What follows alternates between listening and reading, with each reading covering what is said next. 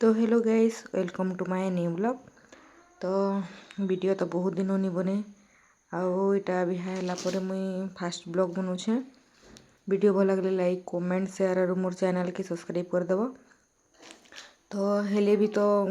वर्षे पाखापाखि वीडियो नहीं बने, तार रीजन अच्छे वीडियो कहाँ जिन नहीं बनू थाए। तो आके आके देखब वीडियो कंटिन्यू पूरा देखुव वीडियो थी बतामा सपोर्ट करू था यार। आटे देख मुझे रांधवार लगे आसती जुए जल्दी माछ फरे कर देते न आमर माँ मैंने आटा देख चाउल बतरे देछे मुझे चाउल बिरी के पिठा बनाबी कहीकि सकाले जिनस असना हेले तो भल लगे झाड़ू झुड़ा टे नहीं मारब रंधा घर गुरक हेले तो भल लगे बेले इटा मुई झाड़ू मारी दौचे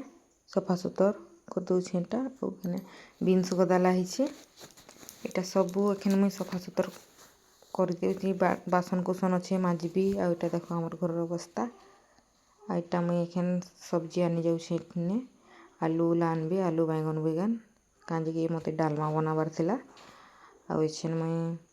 बनाबी डालमा आटा निया पहुँटी भी देली ना देख एटा एखन काटबी आलू के टिके छिलिकी देव हेले मत भल लगसे आलू तार छिलका थी मत पसंद नहीं लगे से लगी मुई आलू के छिली छुला कर देली आटा देख दाल भी बोहरे पकोचे धुईबार लगे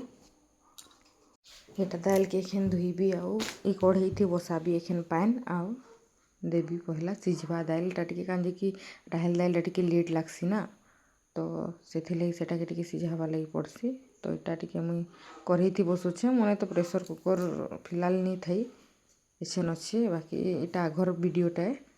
इटा मुई हल्दी हुल्दा दे दूचे निआटा के ऊपर चलुचे देख एटा देख हमर घुसरी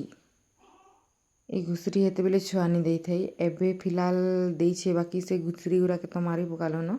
आ तार छुआ गुरा अच्छे तुमके मान के फिर देखा भी वीडियो रे एटा देखो दाल के बने देछे डालमा आटा के भी ग्राइंडर कर देछे चाउल के कहीं कि सकाली पिठा बनाबी इटा देखो दालटा के एते मोटा हो जाइए एते मोटा हमार घर लोग पसंद नहीं करत माने फिलहाल मोर हजबैंड तो से लगी मत पतला कर पड़वा आटा मुई दाल के परझेबी। तो कहीं मुई गाली सुनली मोर सासू मान कहूछे ये बोतलटा कि नहीं मुई निआ पाखी रखी देती देख निआ पाखी रखी देती बोले कि नहीं बोतलटा कि नहीं लेफी जाइए बेले निआ मतलब हेन्ता तो गाली नहीं लगी बाकी लेफी देल खाली हेती कहले गाली नहीं लगत हमर घरे। तो इटा देख मुई फुटना फुटना देकरी परझी दौचे सरसो तुम्हें कहीं परझिस जे कमेंट करब मुई तो मर्ची सरसो आउ लेसुन थी परझिसी इटा सबका लगी भात बनई थी बाकी मत रुटी खाबार इच्छा थिला तो मुई मोर लगी रुटी बनाबी आउ आलू आउ बीन्स भजा करबी। तो इटा मुई मोर लगी रुटी चटकी पकाली न मतलब आउ जहाँ के इच्छा लगवा से खाएबेगा बाकी थी इन्हें देखो आउ टे पानी देदेली और बसईदेली तो गरम हो गला आखन मुई रुटी के बनाबी आ बीन्स आउ आलू इटा आलू नहीं आईली इटा एखन दुईटा के काटबी सेटा के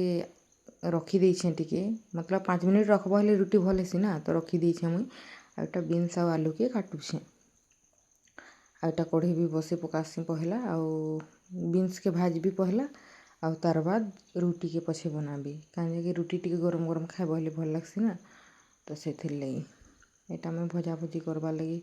धुईकरी बहरे दौचे ढाकन थी न आ सरसो फुटना और मर्ची फुटना देकर एखन सेटा के भाजबी देख आ तेल भी टिके जह हो जाइला कह तो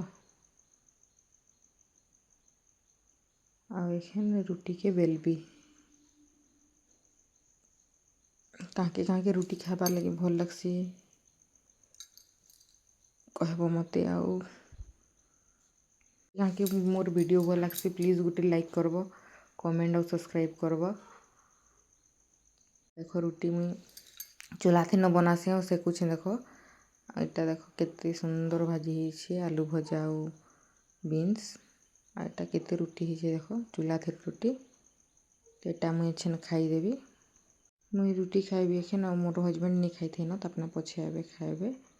ଆଉ ଇଟା ମୁଇଁ ଖାଉଛେ ଆଉ ବହୁତ୍ ଟେଷ୍ଟି ଲାଗୁଛେ ଦେଖ। ତାପରେ ନିଜେ ବାଢ଼ିକିରି ଖାଏସନ୍, ମତେ ବାଢ଼ିକିରି ଦେଇ ବି ନି ଲାଗେ। ଦେଖ ଭିଡ଼ିଓ ଭଲ୍ ଲାଗଲେ ଲାଇକ୍ କମେଣ୍ଟ ସେୟାର୍ ଆରୁ ମୋର୍ ଚ୍ୟାନେଲ୍କେ ସବସ୍କ୍ରାଇବ୍ କରିଦେବ।